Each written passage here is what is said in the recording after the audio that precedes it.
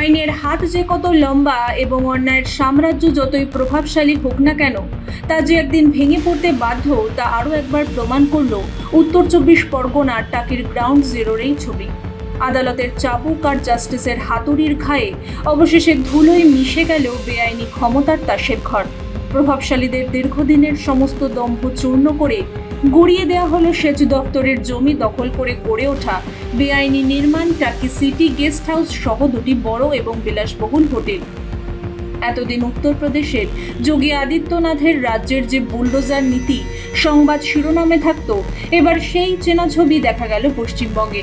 কলকাতা হাইকোর্টের কড়া নির্দেশে বসিরহাটের টাকিতে ভারত বাংলাদেশ সীমান্তবর্তী ইচ্ছামতি নদীর তীরে নামল প্রশাসনিক বুলডোজার।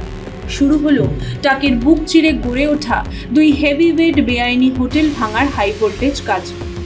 প্রশাসনিক সূত্রে খবর, বুধবার সকালে মহকুমা শাসকের উপস্থিতিতে বিশাল পুলিশ বাহিনী, র্যাব এবং সেচ দপ্তরের উচ্চপদস্থ আধিকারিকদের সামনে এনে দাঁড় করানো হলো বুলডোজার। এরপর একে একে গুড়িয়ে দেওয়া হয় সেচ দপ্তরের সরকারি জমি এবং নদীর চর দখল করে গড়ে ওঠা দীর্ঘদিনের বেআইনি নির্মাণগুলি। আদালতের নির্দেশে শুরু হওয়া এই নজিরবিহীন উচ্ছেদ অভিযানকে ঘিরে গোটা টাকি শহর জুড়ে ব্যাপক চাঞ্চল্য ছড়িয়েছে।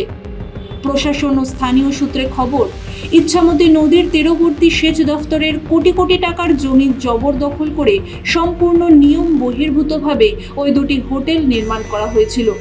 পরিবেশের তোয়াক্কা না করে নদীর গতিপথ ও পার বিপন্ন করার এই বিষয়টি আদালতের নজরে আসার পর একটি উচ্চ পর্যায়ের তদন্ত হয়। দীর্ঘ শুনানি শেষে কলকাতা হাইকোর্ট এই অবৈধ নির্মাণ অবিলম্বে ভেঙে ফেলার নির্দেশ দেয়।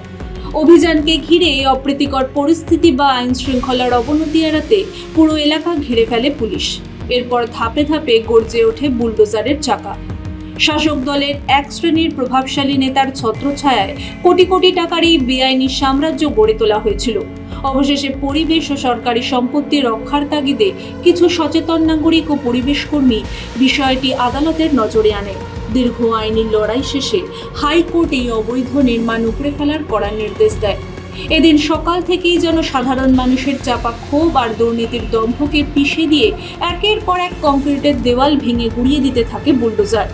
স্থানীয় বাসিন্দাদের দাবি, বাম আমলের শেষ দিক থেকে শুরু করে বর্তমান তৃণমূল জমানার এই নদী তীরবর্তী অঞ্চলটি স্থানীয় সিন্ডিকেট ও বালি মাফিয়াদের একচেটিয়া স্বর্গরাজ্যে পরিণত হয়েছিল।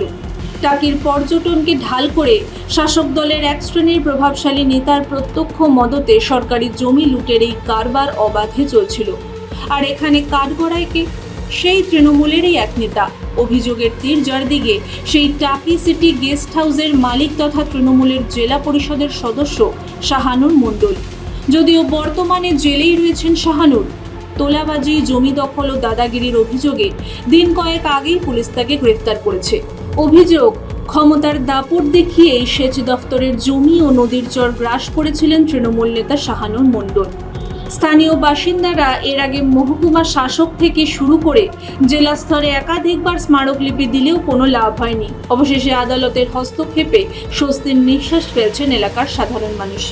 এই ঘটনাকে কেন্দ্র করে ইতিমধ্যে রাজ্যের রাজনৈতিক পারদ চড়তে শুরু করেছে। কিছুদিন আগেই রাজ্যের মুখ্যমন্ত্রী শুভেন্দু অধিকারী বেআইনি নির্মাণ ও সরকারি জমি দখল নিয়ে সরব হয়েছিলেন। নবান্নের এক উচ্চ পর্যায়ের বৈঠক থেকে করা হুঁশিয়ারি দিয়েছিলেন শুভেন্দু অধিকারী। মুখ্যমন্ত্রীর স্পষ্ট বার্তা, দলের রং বা রাজনৈতিক পরিচয় না দেখে রাজ্যের যে কোনো প্রান্তে সরকারি জমি অবিলম্বে দখলমুক্ত করতে হবে। দ্রুত বেআইনি নির্মাণের বিরুদ্ধে কঠোরতম পদক্ষেপ নিতে হবে।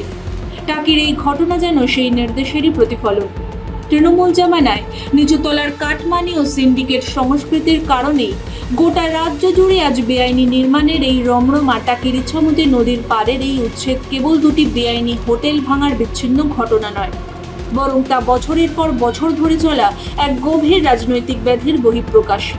কলকাতা গার্ডেন ব্রিজের বহুতল বিপর্যয় থেকে শুরু করে টাকির নদীগ্রাস, সিন্ডিকেট রাজের এই বিষাক্ত আগাছা সাধারণ মানুষের নিরাপত্তা ও প্রকৃতির ভারসাম্যকে ক্রমশই বিপন্ন করে তুলেছে।